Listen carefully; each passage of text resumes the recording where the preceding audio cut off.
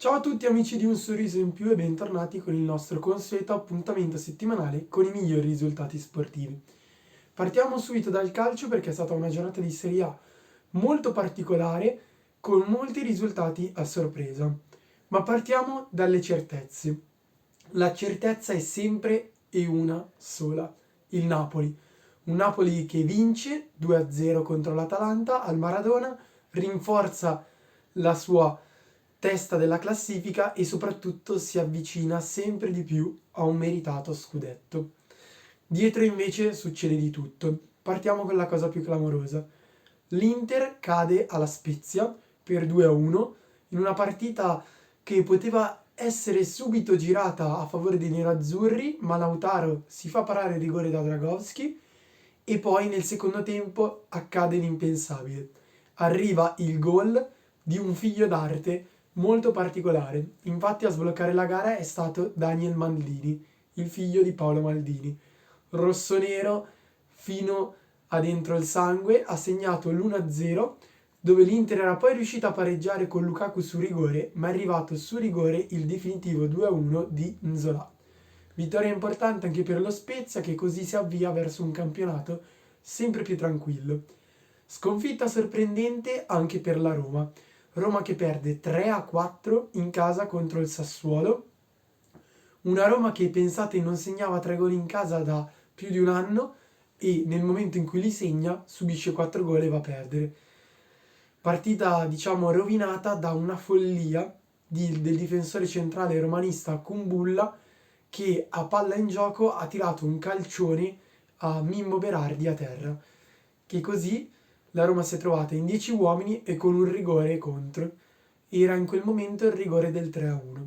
La Roma che poi è riuscita a segnare anche il 2-3 subito a inizio ripresa, ma a lungo andare il 10 contro 11, quindi l'inferiorità numerica, si è fatta sentire. È arrivato così il 4-2 e l'ultimo gol segnato per la Roma, un 4-3 però al 95esimo ininfluente. Si ferma anche il Milan, un Milan che getta alle ortiche un'occasione importante in quanto giocava dopo tutte le altre partite, quindi era ben conscio dei risultati e si ferma sull'1-1 contro la Salernitana nella partita del lunedì sera. Un Milan apparso abbastanza svogliato e poco concentrato che prende un gol in un incredibile contropiede in cui si ritrova 3 contro 2 in area di rigore. Chiaro ed evidente l'errore di Tomori che trotterella senza seguire l'attaccante. Siamo sicuri che Pioli avrà 2 o 3 cose da dire al suo giocatore. Pareggio per 0-0 anche per la Lazio contro il Bologna. L'unica altra vittoria da segnalare è quella della Juventus che in una partita pazza vince 4-2 con la Sampdoria. Partita pazza perché la Juve era in vantaggio 2-0 al 30° minuto su 2 occasioni, super cinica la squadra di Allegri, ma poi in un minuto subisce 2 gol e rimette in gioco tutta la partita.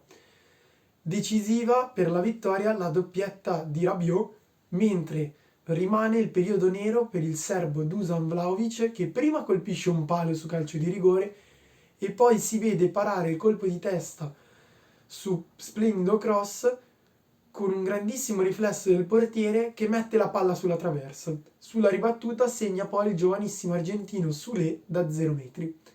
Juventus che comunque si avvicina al sesto posto e all'Atalanta. Passiamo ora al tennis. Infatti si sta giocando l'ATP 1000 di Indian Wells.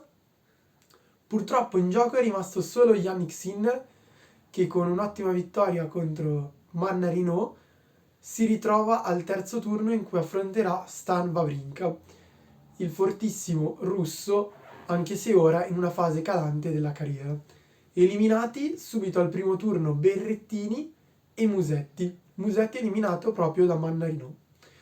Speriamo che Yannick possa andare avanti nel suo percorso e magari regalarci qualche gioia.